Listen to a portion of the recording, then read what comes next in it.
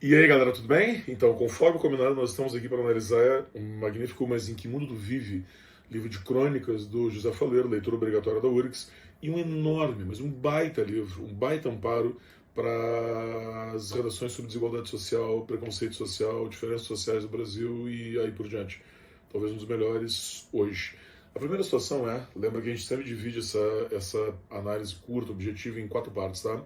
Uma contextualização, por que ler o Faleiro, tá? Qual é a razão, qual é a relevância efetiva do Faleiro, algumas características estruturais e temáticas, os insights que são mais importantes para a gente usar na redação, essa é a parte mais importante do vídeo, para quem faz vestibular e quer fazer um upgrade no seu repertório, e lá no final algumas conexões.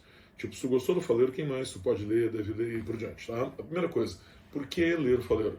Porque o cara é muito especial, não apenas como escritor no geral, mas porque ele tem um ponto de vista voltado para o periférico daqui, de Porto Alegre, de onde eu estou falando, mas que inclui naturalmente o periférico brasileiro, que hoje é um personagem universal.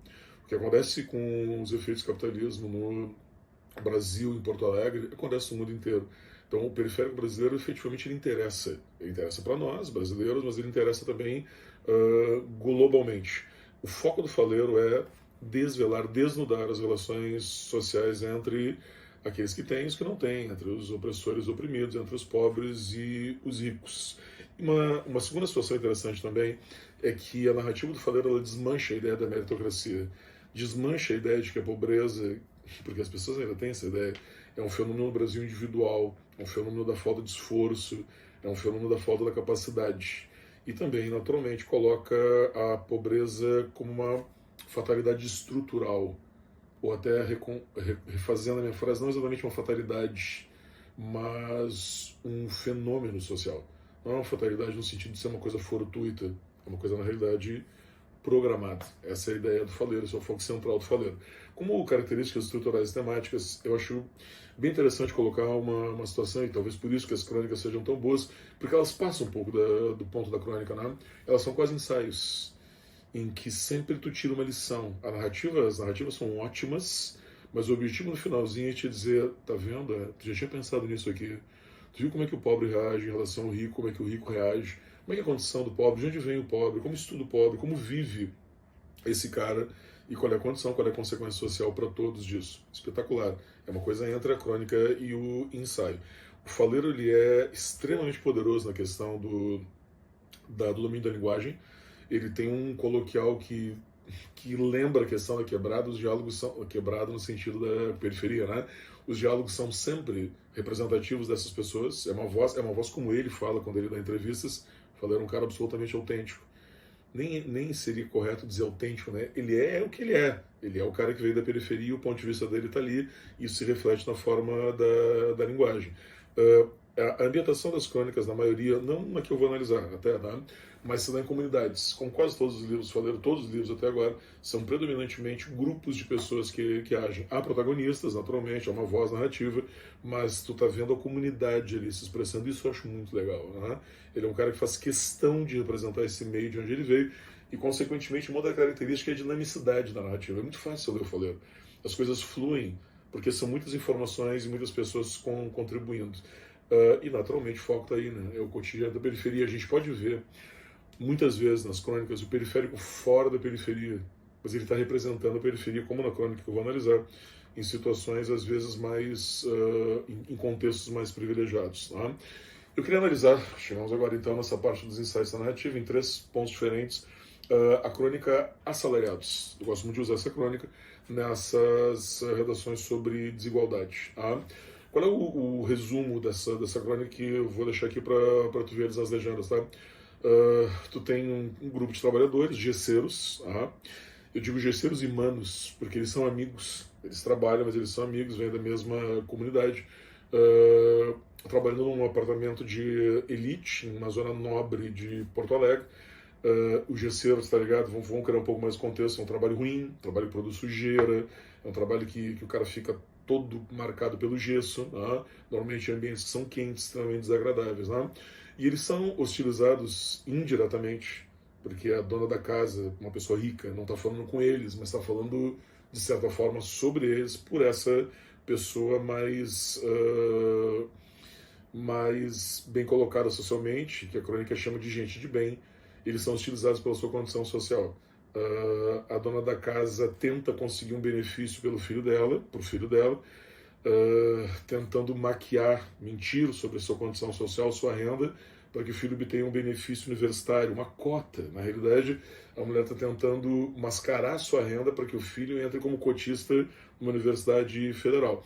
A pessoa que atende o telefone nega esse benefício, deve achar absurdo, e tendo esse pedido negado, o dono da casa fica irada e passa a xingar o funcionário, provavelmente o funcionário dessa Universidade Federal, de assalariado. O xingamento, o palavrão, o ápice, o cúmulo do problema é que a pessoa é um assalariado, é um trabalhador, é um periférico. Então xingar aí significa que a pessoa ela é incapaz, incompetente, teimosa, burra, e aí por diante. Ela faz isso na frente dos gesseiros que estão ali trabalhando, independentemente de eles serem talvez assalariados em condição pior do que um funcionário de uma universidade federal que está ali atendendo um telefone no ar-condicionado. Essa situação, ela revela naturalmente preconceito social. Tu imagina xingar xingar uma pessoa de assalariado. Eu estou me colocando nessa condição, né? Porque professor também daqui a pouco vira xingamento.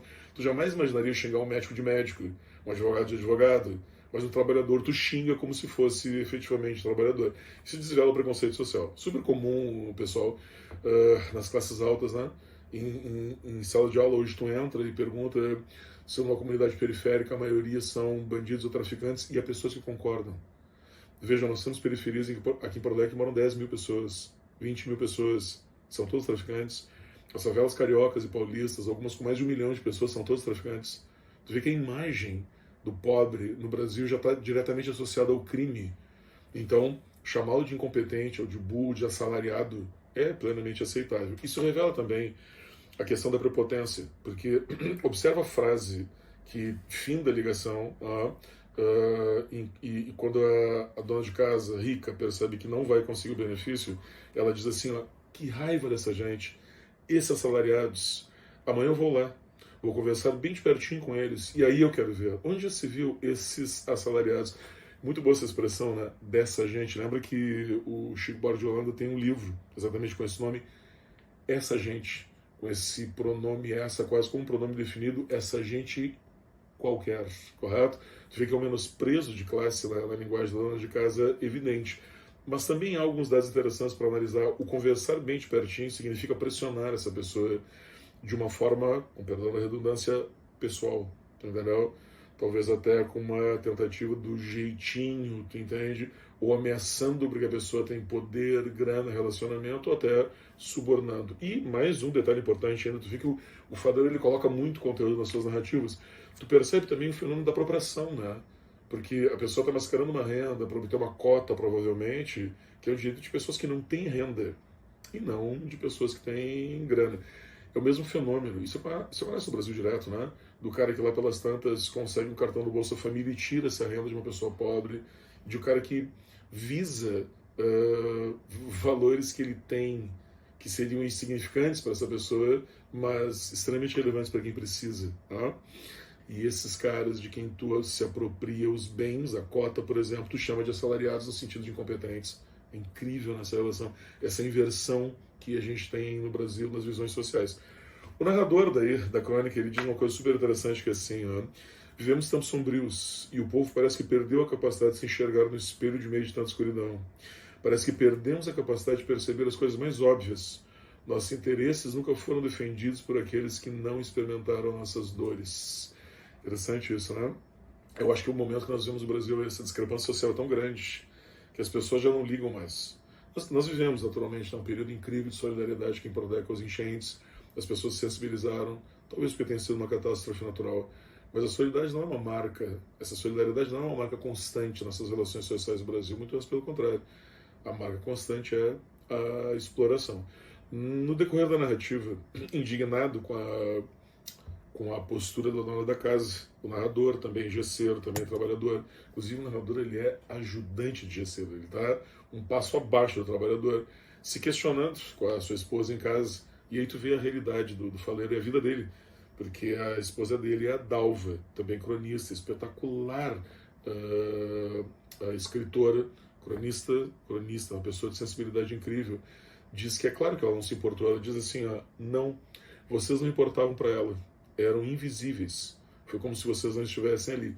Uma bela frase que retrata o apagamento das questões sociais. Os pobres não existem, eles não interessam.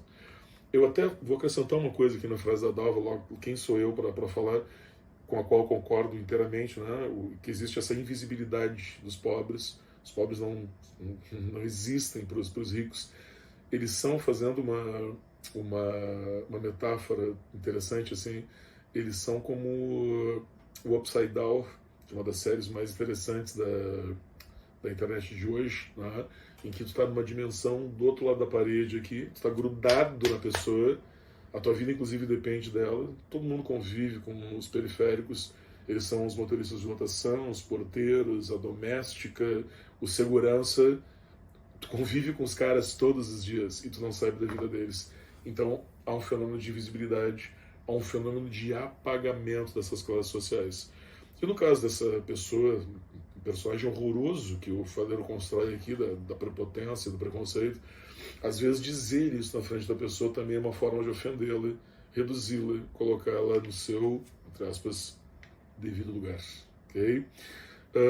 Para fechar, tu vê que tem muito pano para manga do Faleiro nas orações sobre desigualdade social, entre outras, preconceito e aí por diante.